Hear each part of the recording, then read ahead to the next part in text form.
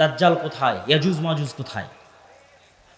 একদল নাস্তিক আবার একদল মুনকিরে হাদিস দৌড়ায়, দুইটাই। মুনকিরে হাদিসেরাও ভিডিওর পর ভিডিও দেয়, বলে যেটা কোরআনে না এটা বিশ্বাস করবো না। কোরআনে কিন্তু ইয়াজুজ মাজুজের কথা আছে, দাজ্জালের কথা নাই। বলে যেটা কোরআনে না এটা বিশ্বাস করবো না। আবার একদল নাস্তিক বলে যে এই পৃথিবীর স্যাটেলাইট ক্যামেরা সব আছে, কই তোমার দাজ্জাল, কই তোমার ইয়াজুজ মাজুজ। একটা ছোট্ট তথ্য দিয়ে রাখি, মানুষ মহাকাশ সম্পর্কে যা জানে এই মাটির নিচ সম্পর্কে তাও জানে না। এটা আমি কয়েকদিন আগে পড়াশোনা করতে গিয়ে দেখলাম যে মানুষ সারাদিন মহাকাশ নিয়ে গবেষণা করছে, চাঁদে যাবে, মঙ্গলে যাবে, কিন্তু মাটির নিচে মাত্র 12 কিলোমিটার পর্যন্ত মানুষ জানে, তারপরে আর জানে না। তাহলে এই পুরো পৃথিবী কত বড়।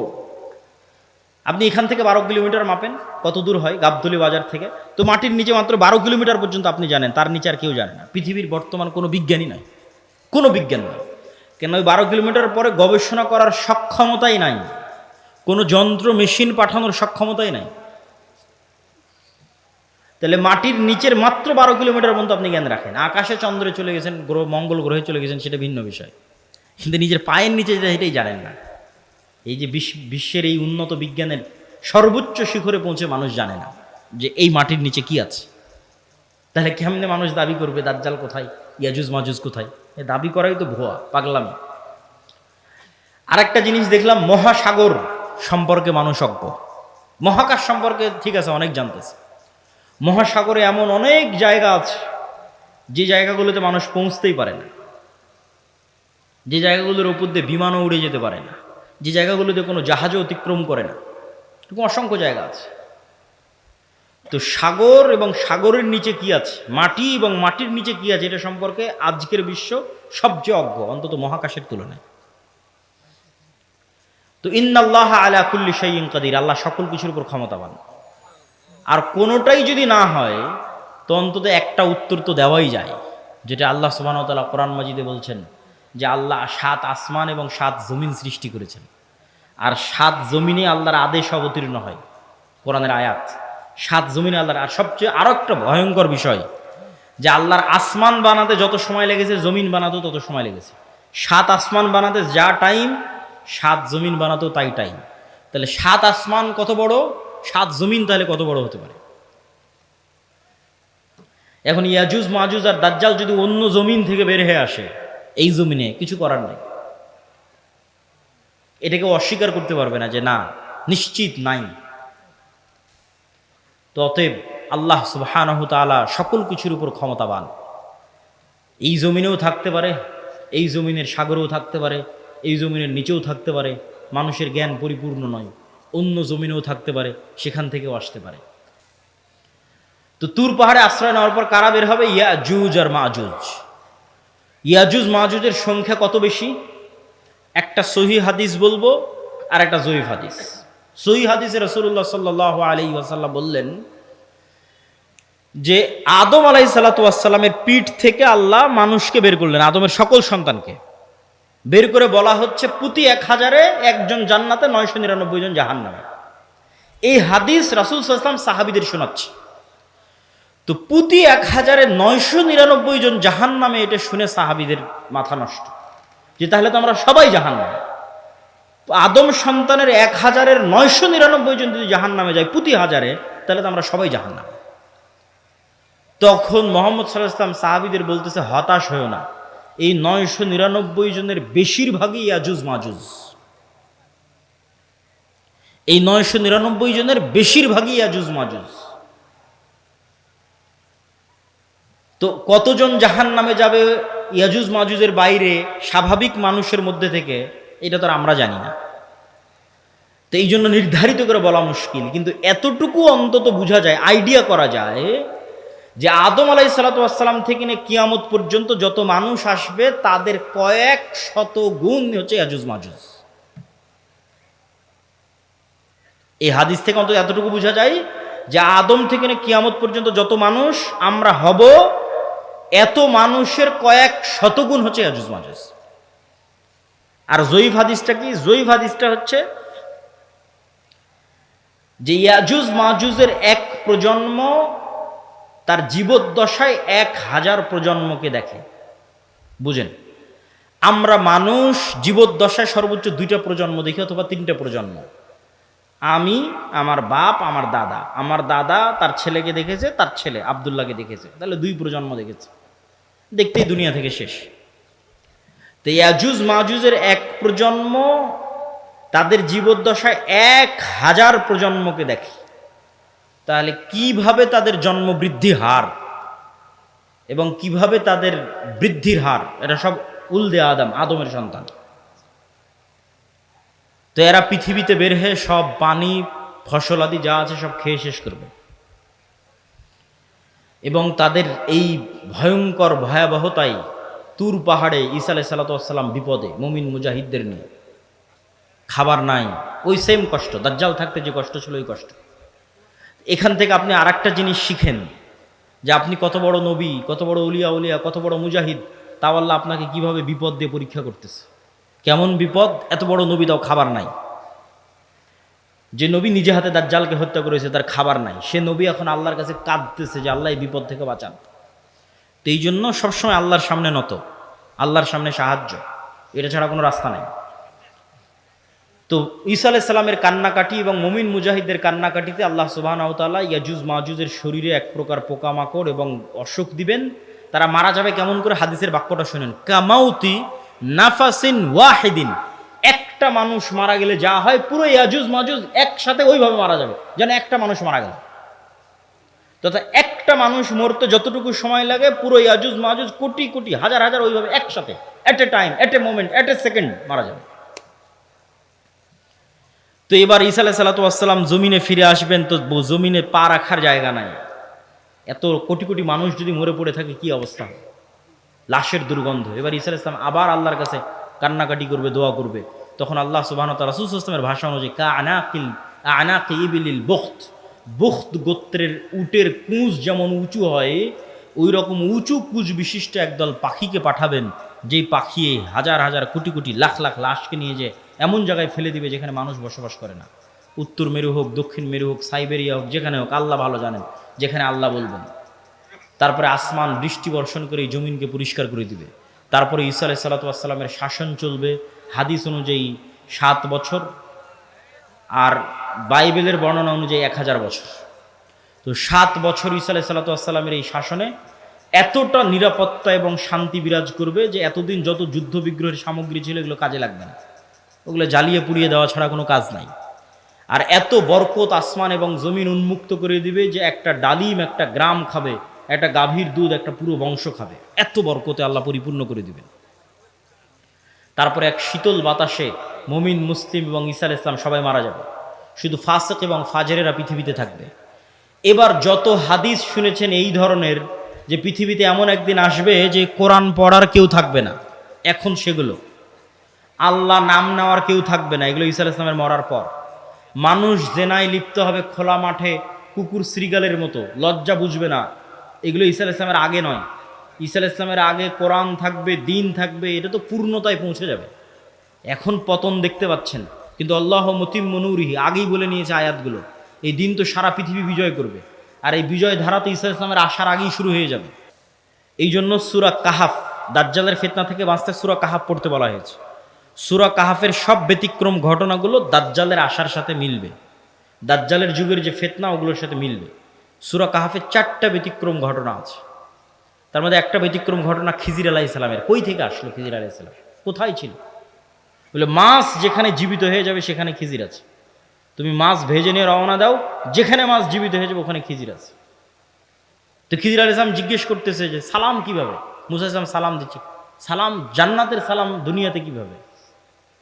তো খিজির আলাইহিস সালাম যদি অন্য পৃথিবী থেকে এসে থাকে নিশ্চিত করে, অথবা এই পৃথিবীতেও থাকতে পারে, তো খিজির আলাইহিস সালামকে যদি আল্লাহ সুবহানাহু ওয়া তাআলা আড়ালে রাখতে পারে, দাজ্জাল এবং ইয়াজুজ মাজুজকেও আল্লাহ সুবহানাহু ওয়া তাআলা আড়ালে রাখার সক্ষমতা আছে। তো ওই দাজ্জালের সময়ের ফিতনার সাথে এই সূরা কাহাফের ঘটনাগুলো মিলবে। আসহাবে কাহাফের কথা বলতে গিয়ে আল্লাহ বলছেন ওহুম আইকাজ, তাদেরকে আমি ঘুমিয়ে রেখেছি, কিন্তু মানুষ দেখলে মনে করবো ওরা জেগে আছে। আপনি দেখলে মনে করবেন এই মানুষটা জেগে আছে, কিন্তু ওরা নিজেরাও বুঝতে পারছে ওরা ঘুমিয়ে আছে, আল্লাহও বলছেন ঘুমিয়ে আছে। এইভাবেই 309 বছর পার হয়ে গেছে। ওরা ঘুম থেকে উঠে মনে করছে যে কই, আমরা তো অল্প কিছুক্ষণ মনে হয় শুয়েছিলাম, ঘুমিয়েছিলাম, কিন্তু 300 বছর পার হয়ে গেছে। তো সময়ের যে আপেক্ষিকতা, এটার কন্ট্রোল আল্লাহর হাতে। এই আপেক্ষিকতার প্রভাবিত মানুষ দেখবে যে একদিন হয়ে যাবে 1 বছরের সমান। তো পৃথিবীতে অবশ্যই ব্যাপক কোনো পরিবর্তন ঘটবে, যেটার প্রভাবে 1 বছর, 1 মাস, 1 সপ্তাহ, সেটা কি আল্লাহ সুবহানাহু ওয়া তাআলা ভালো জানে। তো প্রিয় উপস্থিতি, এই 1 নাম্বার কর্তব্য কি, সংক্ষিপ্ত বক্তব্য শেষ করে দিচ্ছি, এগুলোর উপর ঈমান রাখা। 2 নাম্বার কি, যে কোনো মুহূর্তেই দাজ্জাল বের হতে পারে, যে কোনো মুহূর্তেই কিয়ামত হতে পারে, কথা এটাই ঠিক। রাসূল সাল্লাল্লাহু আলাইহি ওয়াসাল্লাম আশঙ্কা করতেন দাজ্জাল মনে হয় এখনই বের হয়ে গেল। এরকম অনেকগুলো ঘটনা আছে হাদিসে। ইবনে সাইয়াদের ঘটনাগুলো বেশি, তার মধ্যে প্রসিদ্ধ। তো ফিতনা তো সবসময়ই চলছে। তো ফিতনার সময় আপনি বেঁচে থাকবেন, ঈমান নিয়ে বেঁচে থাকবেন, এটার 2টা কাজ: পরকালের প্রতি সর্বোচ্চ জ্ঞান, সর্বোচ্চ ইয়াকিন, এবং অবৈধ 1 টাকার উপরে, অবৈধ ধন সম্পদ ক্ষমতার উপর ন্যূনতম লোভ না থাকা। এবং সফলতা এটা নয় যে আপনি বাড়ি গাড়ি টাকা পয়সার মালিক হবেন, সফলতা এটা যে আপনি ঈমান এবং সালাত অবস্থায় পৃথিবী থেকে বিদায় নেবেন, এটাই সফলতা। তো আল্লাহ সুবহানাহু ওয়া তাআলা যেন আমাদের ঈমান অবস্থায়, সালাত অবস্থায় পৃথিবী থেকে বিদায় নেওয়ার তৌফিক দান করে, বলেন আল্লাহুম্মা আমিন। কেন আমাদের ঈমান অবস্থায় বিদায় নিতে হবে? এত লম্বা ঘটনা বলে এই পুরো ঘটনার উপর একটু পানি দিয়ে একটা কথা বলে, সেটা হচ্ছে ঈসা আলাইহিস সালাম যখন আসবে, ইমাম মাহদি যখন আসবে, দাজ্জাল যখন আসবে, তখন কি নতুন কোনো দিন আসবে নাকি? নতুন কোনো কোরআন আসবে নাকি? নতুন কোনো হাদিস আসবে নাকি? কোরআন এবং হাদিস তো এইটাই যেটা এখন আছে। তাহলে সবচেয়ে বড় ঘটনা তো আগেই ঘটে গেছে, মুহাম্মদ সাল্লাল্লাহু আলাইহি ওয়াসাল্লামের আসা এবং কোরআনের প্রেরিত হওয়া। তাহলে ঈসা আলাইহিস সালাম যে কোরআনের উপর আমল করবেন, ওটা আপনার কাছে আছে। ইমাম মাহদি যেই কোরআন দিয়ে রাষ্ট্র চালাবে, ওটা আপনার কাছে আছে। আর দাজ্জাল যেই নবীকে মানতে বলতেছে, ওই নবী চলে যাওয়ার 1400 বছর হয়ে গেছে। তাহলে কাজ আমাদের কাছে আছে। হ্যাঁ, ইমাম মাহদি যেই দিন আসবে সেই দিন আমি সব কিছু করবো, জি না, এটাতে প্রোডাক্টিভিটি নষ্ট হয়। এই জন্য আগেই বলেছি, দাজ্জাল আসার আগেই মুসলমানেরা বিজয় করবে। এই জন্য প্রোডাক্টিভিটি বন্ধ করা যাবে না, কেন আসল কাজ তো আমাদের কাছে আছেই। নতুন করে তো আর কিছু আসবে না। ঈসা আলাইহিস সালাম তো নতুন কোরআন আনবেন না, এই কোরআন তো আমার কাছে আছে। ইমাম মাহদি তো আর নতুন হাদিস নিয়ে আসবে না, হাদিস তো এটাই, তো ওটা তো আমাদের কাছে আছে। তাহলে কাজ তো আমাদের কাছে আছে। আরও একটা কি মাথায় নিয়ে উঠে যাবেন, মানুষের মৃত্যু কিয়ামত, কিয়ামতুহু, আমার মরে যাওয়াই আমার কিয়ামত।